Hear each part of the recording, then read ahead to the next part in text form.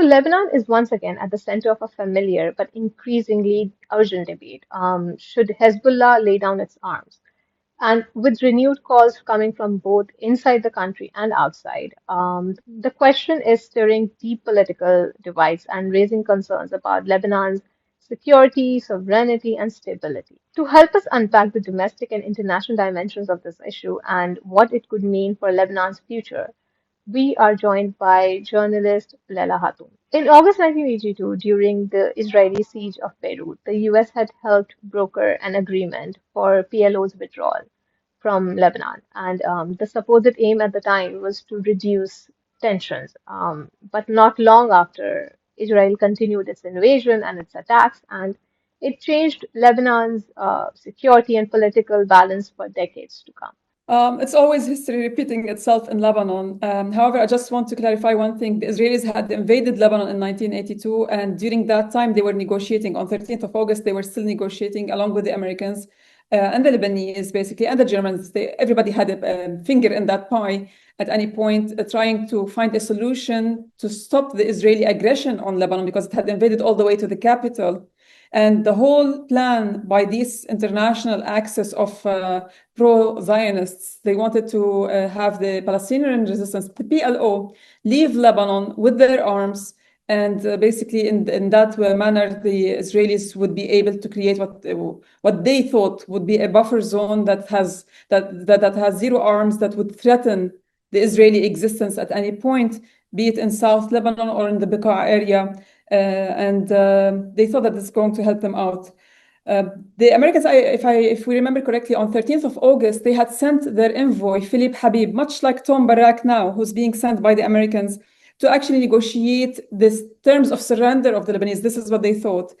So that basically the Lebanese would agree to disarm the resistance, that the Lebanese will agree to be a buffer zone for the Israeli occupation, to secure the Israeli borders, as they call them. And I do believe that history is going to repeat itself. Back then, we did not have a unified resistance in Lebanon. And when the PLO left, the Israelis continued to stay in Lebanon, despite all the guarantees from the US, from the Germans, because even the German Chancellor at the time, Helmut Schmidt, he was the German Chancellor for West Germany. He said, like, we're trying to reach an agreement that basically settles the situation and meets all parties at interest, demands.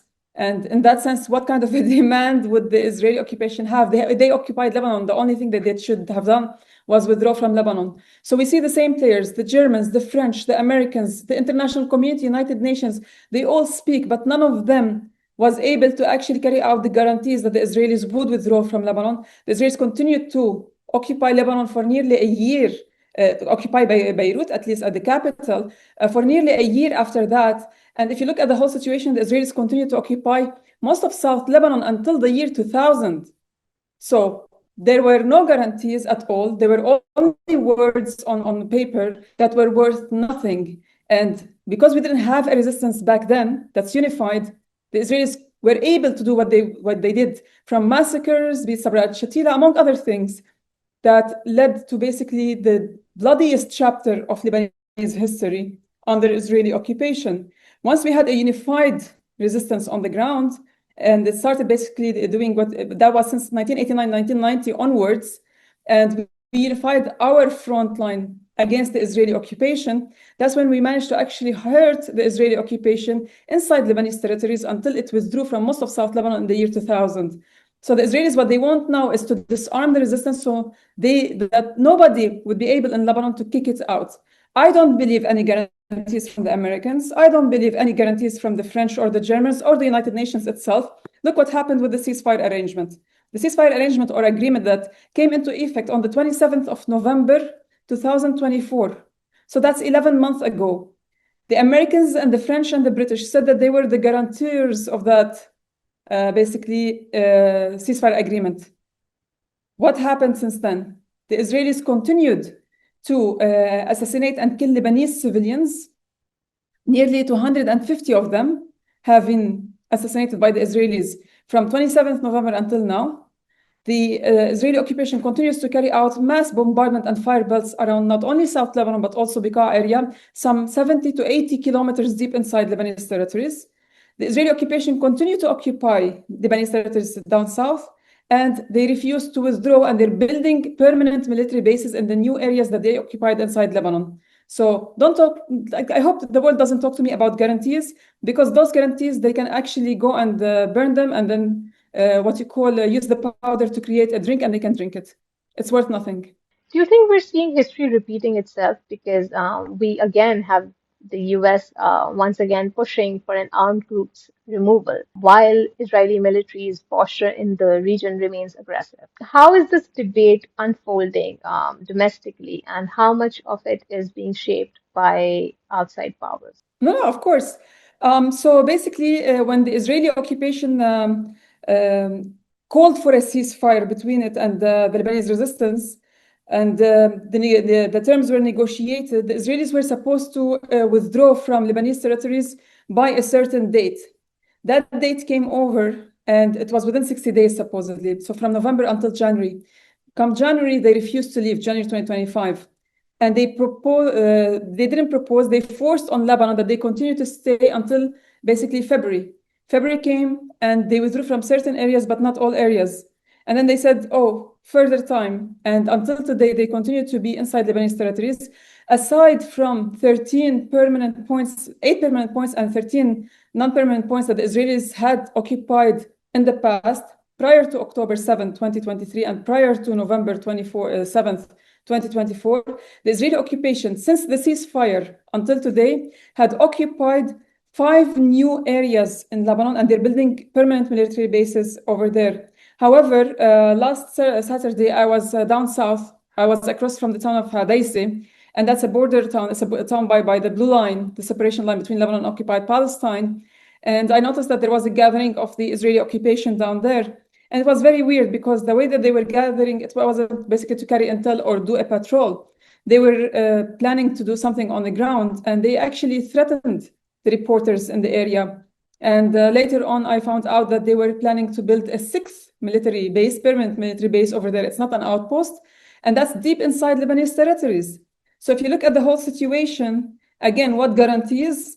The Military Technical Committee for Lebanon, that's chaired by the Americans and headed by the Americans and the French, they don't care. They had guaranteed that the ceasefire will hold its place. It's not holding its place from the Israeli side. The Israelis continue to breach it, and the Israelis continue to occupy Lebanese territories and take over. They are also building a military base that nobody talks about on Mount Hermon from the Lebanese side, Jabal al-Sheikh, which is Mount al-Sheikh in Lebanon, basically in our language, and internationally it's known as Mount Hermon. The Israelis are not only building a military base from the Syrian side, but also from the Lebanese side. And nobody talks about that. So it's a really dangerous situation, because this will lead to further escalation and what we call stability, lack of stability in the area. So there are fears that disarming Hezbollah would strip Lebanon of a key deterrent against Israel. But some also believe that it would reduce tension. So what do you think? Do you think disarming Hezbollah would actually leave Lebanon more vulnerable to Israeli military or political pressure? Well, I mean, think about it this way. The Lebanese resistance was not unified back in 2000 and back in 1982. We didn't have what you call strong resistance on the ground. And the Israeli occupation had reached all the way down to the capital, Beirut. The international community, which could have easily kicked out the Israelis from Lebanon, they had stood by the Israelis for the Israelis to achieve their goals on the ground. And they kept buying time and sending envoys, trying to pressure the Lebanese. We just spoke about it with the US envoy, Philip Habib, at the time, among others. So what happened? Nothing. The Israelis continued to occupy Lebanon, despite the fact that the PLO had left. The Lebanese resistance, of course, refused to disarm at the time, but it was multiple groups, so they didn't have much effect on the ground. Today, we have a weak army. The army is not strategically armed. So the Lebanese army doesn't have air defenses. We don't have an air force. Our air force is basically a few helicopters from the Soviet era, and like 6 or 8 planes for light missions that the Americans gave us, and they can actually disable them at any point. We don't have fighter jets, and we don't have fighter helicopters. The Israelis have one of the strongest air forces in the world, and especially in the Middle East. And at the same time, our army on the ground barely has missiles to fight. All they have are their AK-47s, some RPGs, tanks that don't even shoot anything at any point. And I mean, like, their weapons need maintenance as well. That army cannot stand in the face of what you call the most strategically equipped and technologically advanced army in the Middle East and in the world. That's supported not only by NATO forces, but nearly 57 states worldwide. So at the end of the day, we do need the resistance. If the resistance disarms, that's basically the end of it. The Israelis will not leave. The only reason why the Israelis haven't invaded all the way to Beirut, it's not because they cannot do so. They can do so, but it will, like, they will suffer massive human capital losses because of our resistance. Yes, the resistance can shoot missiles towards Tel Aviv, etc. But it's the capital loss, like the human losses on the ground, that the Israeli army would sustain, or the Israeli occupation forces would sustain once they actually reach all the way down to Beirut. That will cause a major rift within this Israeli society, and they don't need that. So at the end of the day, the Israelis cannot venture into Lebanon so long that we have an armed resistance. What they need is to disarm the resistance so they can actually do whatever they please, and they continue to build their not only military bases, but also settlements in South Lebanon, all the way down to the Awali River. This is their dream. So the present is a bit different than history because of the President of the United States. We now have a leader like Donald Trump in the White House, who is erratic, who is known for his extreme reactions and extreme actions. Keeping that in mind, the United States has historically been a major player in Lebanese affairs, particularly on security issues, and often in ways that intersect with Israeli interests. How do you see Washington's current role in Lebanon, especially influencing security policy in line with the US interest in the region? All right, so the Americans play four roles in the Middle East, especially in Lebanon. The first role is the bully. They bully the Lebanese towards basically, and the intimidator. They try to push the Lebanese to agree to certain things that they cannot actually achieve neither through war nor through peace. So they try to insinuate to the Lebanese that if you don't do this, we're going to actually annihilate you. We're going to do a financial siege on you. We're going to cut off air and land and basically sea maritime trade for you at any point. And they can do so. But the thing is, for how long? Because at one point, it will also reflect negatively not only on the American assets and citizens in Lebanon, but also in the region. And it will not eliminate the danger of the resistance versus the Israeli occupation of South Lebanon. So the first one is the bully. The second one is the guarantor. They are the middlemen and guarantors for Israeli security and safety, not Lebanon's security and safety. So they come over here trying to negotiate deals to reach a solution, but it's not a solution for the natives in Lebanon. It's a solution for the Israeli occupation on how the settlers in the northern Palestinian settlements that are close proximity of South Lebanon, as well as the outposts and military bases of the Israeli occupation inside Lebanese territories, how they can be safe in the next phase. The third one is ensuring that the Americans continue to have the upper hand over what you call resources in the region. And of course, with the recent discoveries of energy in the offshore territories across from the Lebanese coastline and across from the Palestinian coastline, the Americans want basically a piece of that pie, if not all of it.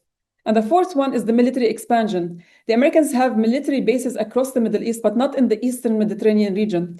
There's a small base in Cyprus for the British that the Americans sometimes use. And there was basically what you call a major Russian base in Syria that the Americans managed to eliminate with the toppling of the Assad regime. So who's going to take basically their place? The Americans, and they're going to build their new base over there. They already have a legal presence in Syria, be it in Konoko, that's eastern Syria, next to basically at a closer proximity to Deir ez-Zor and Palmyra, and all the way down to At-Tanaf, which is a closer to proximity to the borders with Iraq and Jordan. Basically, it's in Syria, but closer to the borders between Iraq and Jordan. So they need a military base in the area that would cater to their control of the resources over there. So these are the roles of the American attempts to have hegemony over the Eastern Mediterranean region. So you mentioned energy fines. Now, the external powers are likely going to keep pressurizing Lebanon for Hezbollah's disarm. But Lebanon itself is grappling with deep political and economic turmoil. So, what scenarios do you think could unfold if the pressure continues without Lebanon first addressing its internal crisis? Well, we're back to the 1980s scenario, but minus the major rifts when it comes to the army and the people on the ground and the resistance. Why am I saying the 1980s? It's because in the 1980s, we had an Israeli occupation by basically force that reached all the way to the capital. We had an international community that was supporting the Israeli occupation to continue to stay in Lebanon until they achieve all their goals. They weren't pressuring the Israelis to leave, despite the fact that they kept saying that they were trying to do so, just like we're seeing today. The Lebanese society was severely divided over who is pro-resistance and who is against the resistance, who wants to disarm the resistance and who doesn't. And of course, we had multiple resistance groups at the time.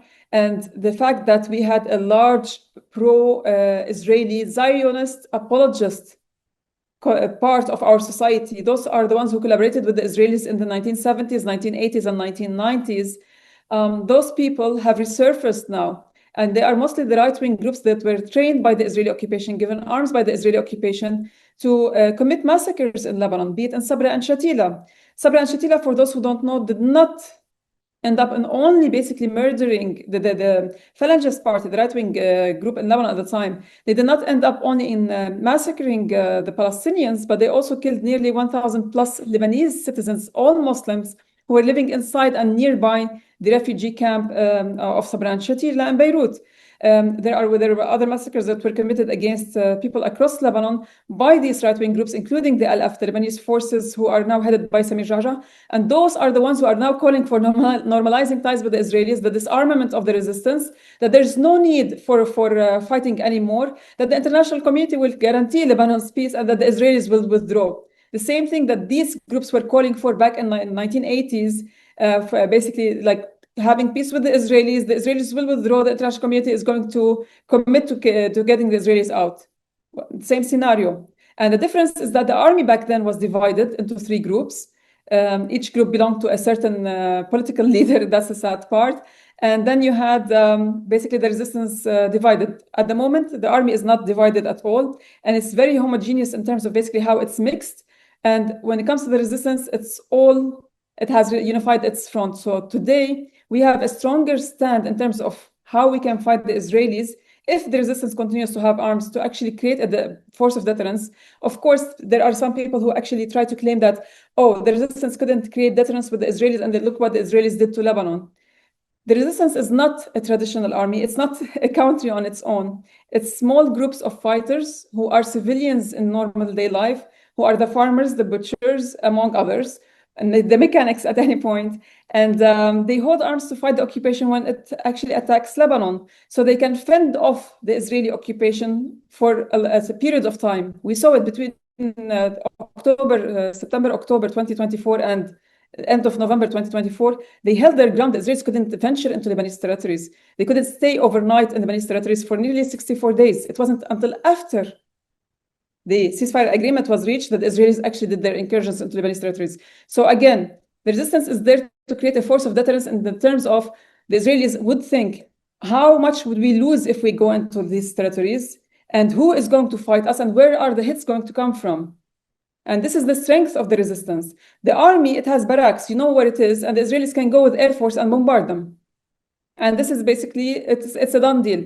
But both the army and the resistance can inflict harm against the Israelis, and the Israelis are trying to basically weaken both of them. So we've seen Israel being unable to carry out its intentions in the region, and that has mostly been because of the resistance it's faced, whether it's Iran, whether it's Lebanon, whether it's Yemen.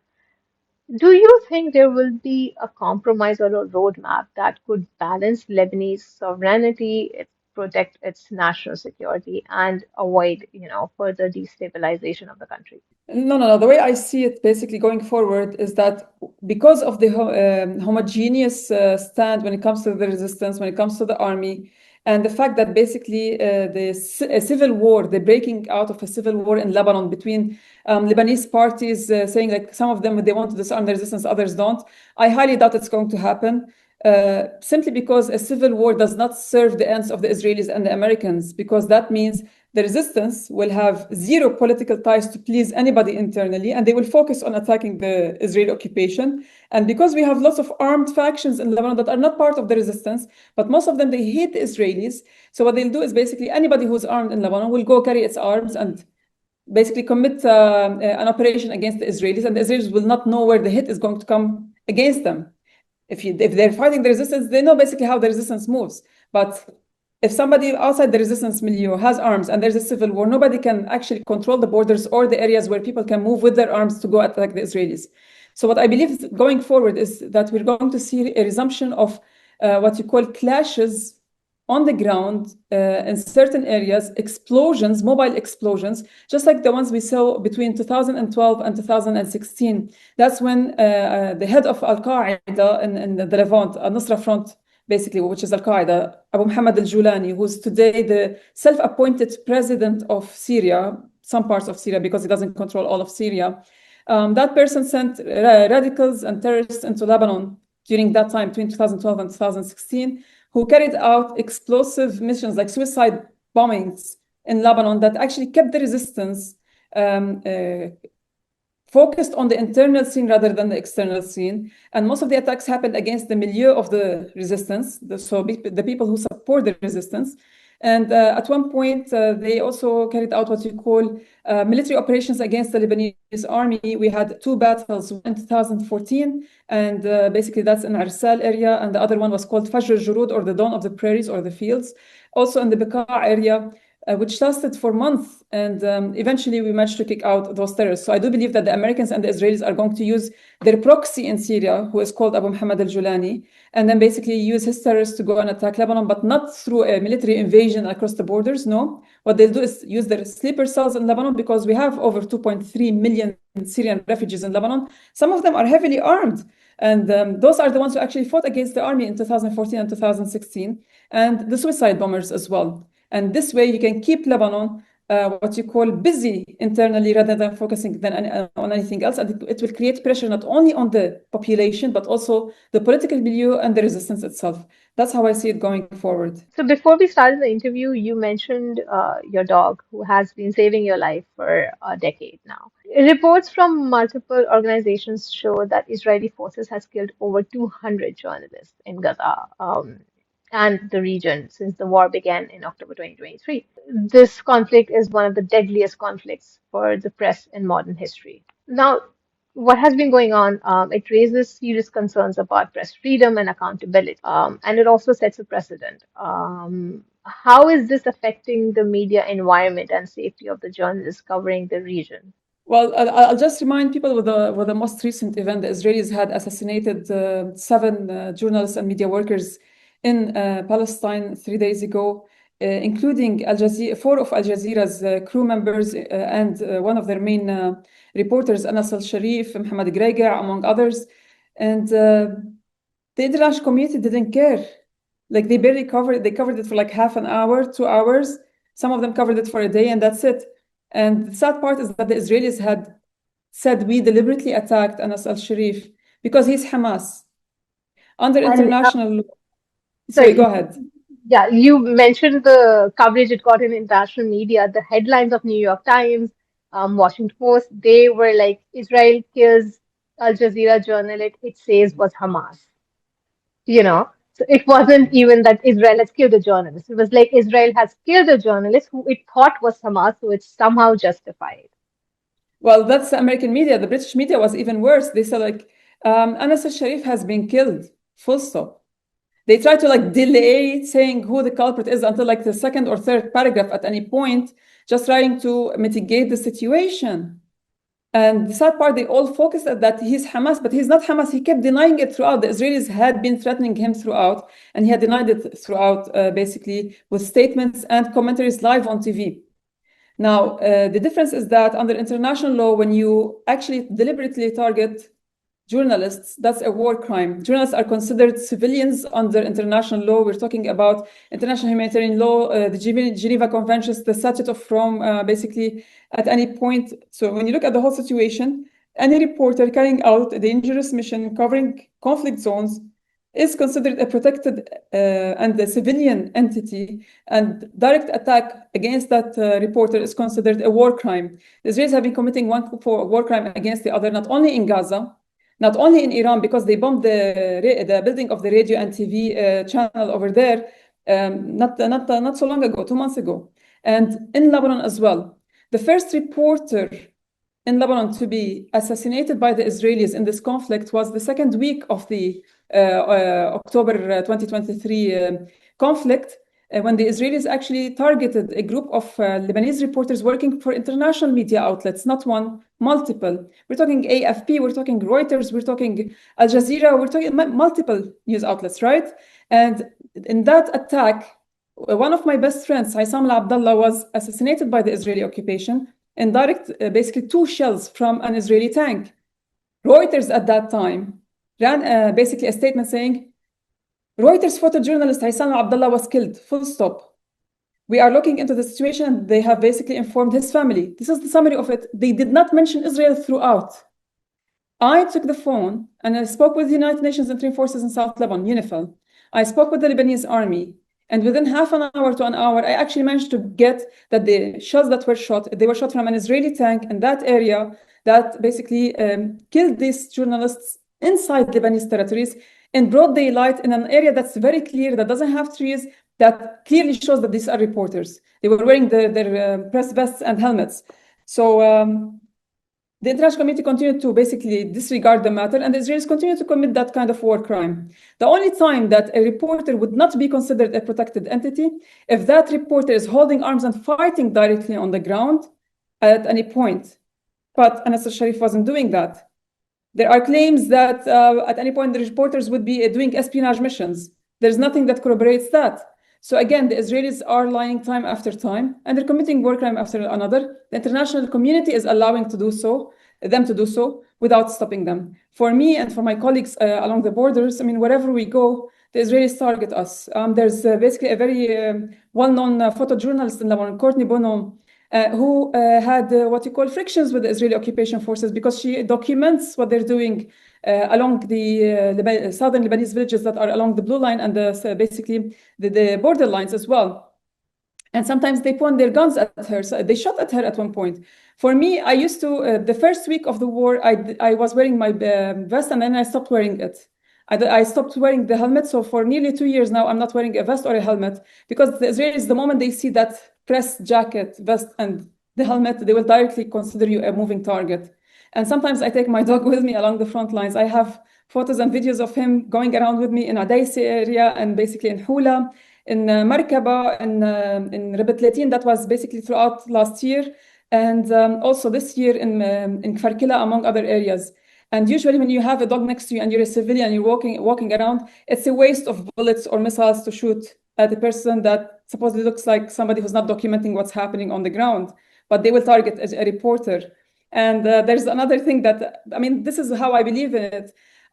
Mostly Muslims, they don't raise dogs supposedly in people's mindset, but Christians do. And there are lots of Christian villages in South Lebanon. So when I take my dog around me, the Israelis sometimes would stop to think, like, is she Christian or a Muslim? She has a dog with her. She doesn't pose a threat, so it's okay. And sometimes they do shoot at people. It doesn't matter if they think they're Muslims or Christians, but it helps for us as reporters to survive. So we're trying to find ways to what you call stay on the front, but away from the line of fire. The Israelis sent a quadcopter against me when I was documenting their withdrawal from the Kfarkila on February 18th. They don't basically joke about it. They do threaten you. So as reporters, as you know, we try to devise new means that allow us to survive along the front lines, covering these attacks and what's happening on the ground without risking our lives. Of course, we're risking our lives, but without losing our lives at any point. So whatever helps, I'm going to use it, be it my dog or be it basically not wearing a vest, or be it going around what you call groups of civilians, no matter what, just to be able to get the truth out there and then relay it to the world. Thank you so much, Leila. And we're going to hope for a day when you don't have to use your dog to protect your life. Thank you so much for joining us.